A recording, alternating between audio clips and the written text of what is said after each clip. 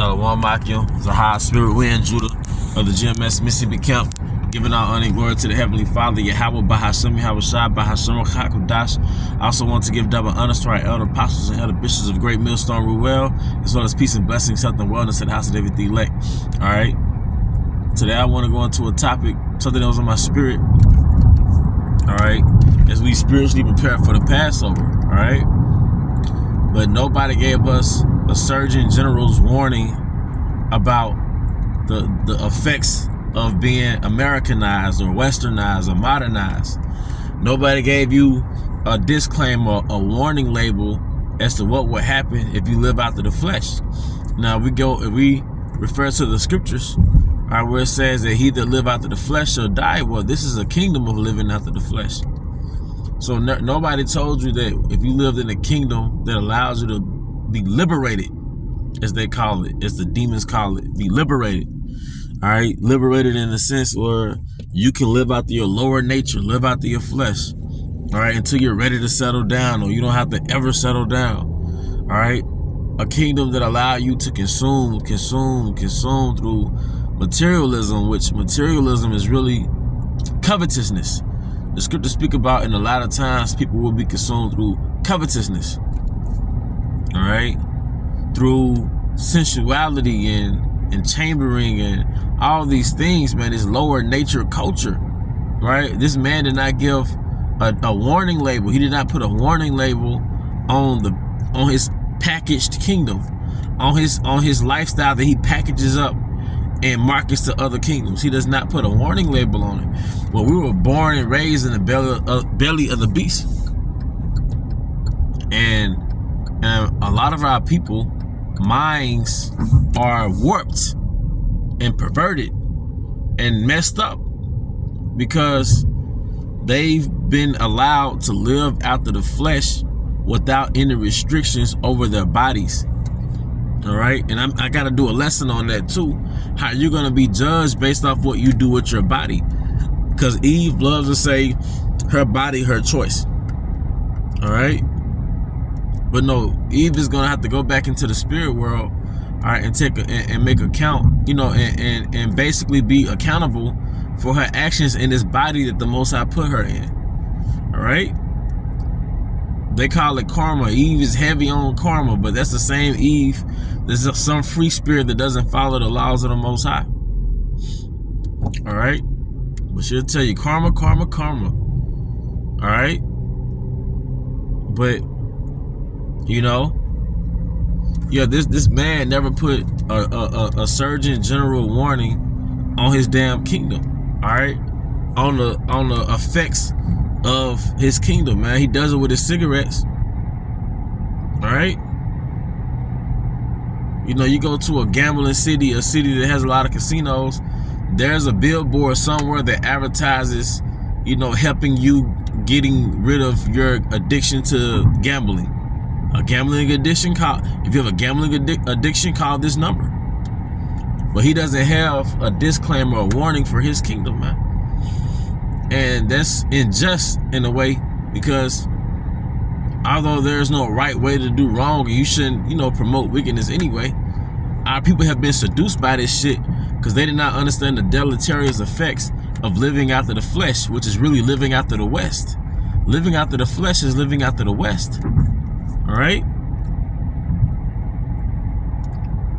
It's a fast food joint on every corner. It's a restaurant on every corner. It's gluttony on every corner. It's sensuality and casual this and alphabet this, alphabet that.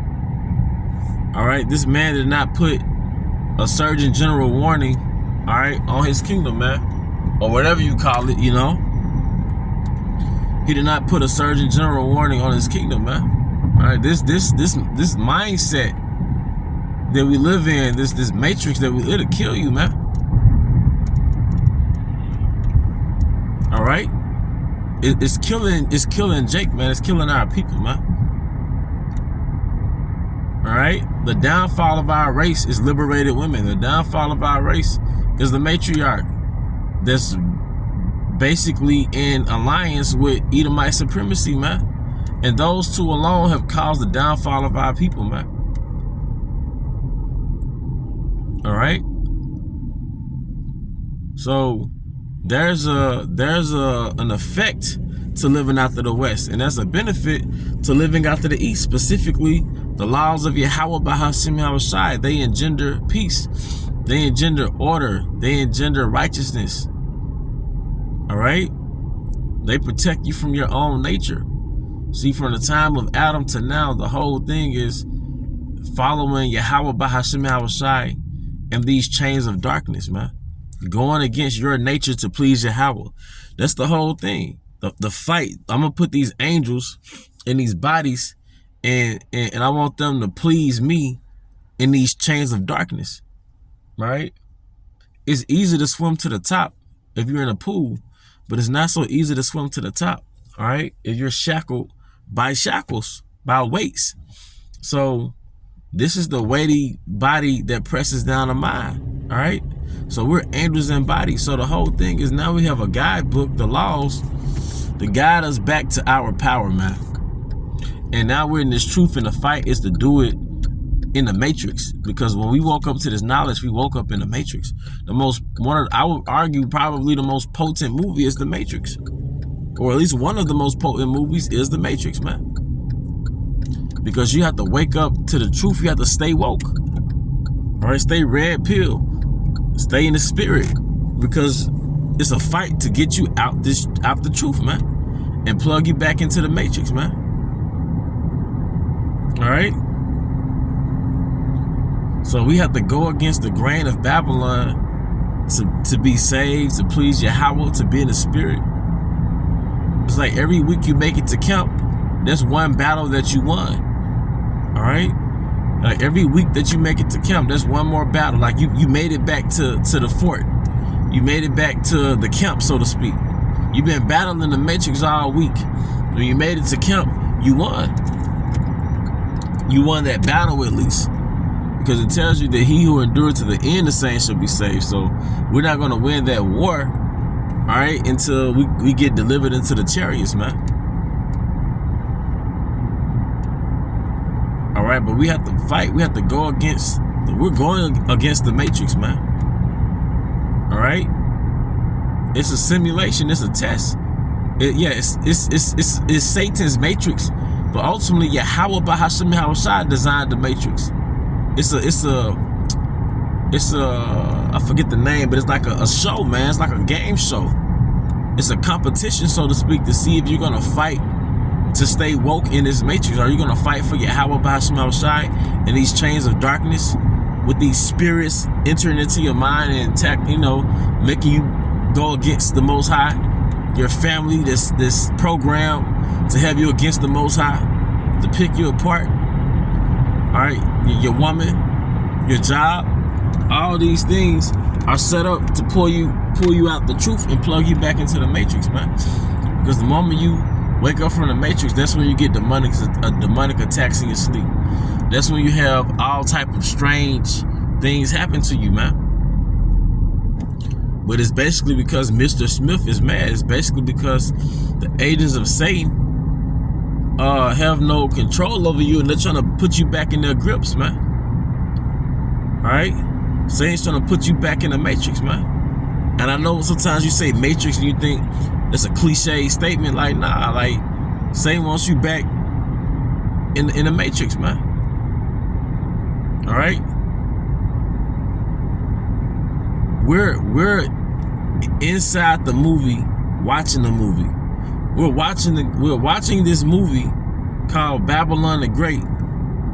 We're watching the movie called Babylon the Great, an example of wickedness. We're watching that movie all while we're within the movie. Our forefathers, when we were back in the ancient world, the Most High would teleport us in the movie in the form of a hologram, like a sneak peek. He gave us a sneak peek of America, but then he'll teleport us back to the present time. He'll put us in a trance, and we'll see a sneak peek of this movie called Babylon the Great, an example of wickedness. All right? But then he'll put us in a trance and we'll be right back in Jerusalem. But now we're in these bodies in Babylon the Great in real time in 3D, and we're here. We're in the movie, watching the movie. It's like Neo when he was in the Matrix and Morpheus took him in the Matrix. And I think somebody bumped into him like, nah, you really here. You really in this Matrix. You felt that. He really saw the woman in the red dress and looked back. The enchantment of Babylon, man. Okay? So, I mean, that's pretty much the point, man. Like, we're in the movie, watching the movie. I know I sort of shift topics, but we're watching the movie from within. We're in Babylon the Great, watching the prophecies that we are reading about. We're reading the script. When we read the word, then we get up and leave the house or get on WorldStar or YouTube or Facebook, and we see the Matrix. We see the very thing that we're reading about. Show me a God that can do that. You know? And the prophet's gonna watch Babylon fall like the elites watched the towers fall, man. You know? But and then Abba willing is us to get saved. Abba willing is us to get saved. You know? We get ascended into those chariots. We're gonna watch the end of the movie from without. So we're gonna go from within the movie to outside the movie, and we're gonna watch Babylon the Great get destroyed and become a lake of fire through missiles. All right, but at that point, we're gonna be outside of the movie. We're gonna watch the end of the movie from outside of it, if that makes sense. All right. But with that, I do hope you brothers and sisters were edified. Once again, I would like to give all honor and glory to Yahweh, Bahashem Yahushua, Bahashem Hakodash. I also want to give double honors to our elder apostles and elder bishops of Great Millstone Ruel. Peace and blessings, health and wellness to the house of David the elect. Abba Baal, Kam Yashala, Shalom.